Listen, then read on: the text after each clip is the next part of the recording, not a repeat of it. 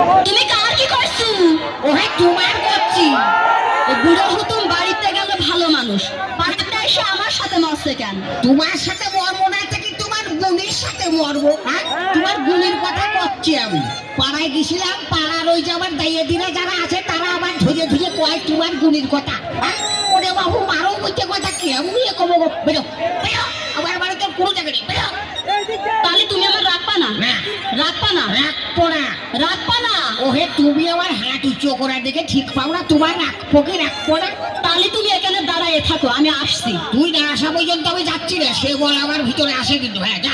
ঠিক আছে, তুমি কত বড় বাপের বিটা হয়েছো, তোমার না দেখে আমি যাচ্ছি নিকো।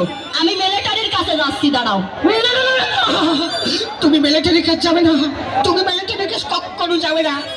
ওই যে ওই যে ওই যে আমাদের গ্রামের রহিম, ওই বউ ছাড়া কেসে পড়িয়েছে আর মিলিটারি তার ধরে নিয়ে গেল।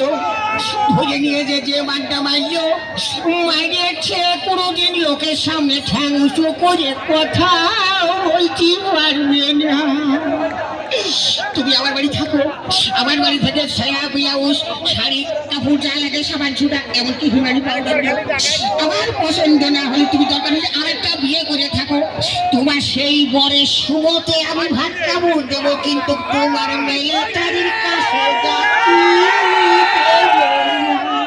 ও তাই তুই কথাই কয়, কোসনে জনসরা গুপিনার দয়া করো।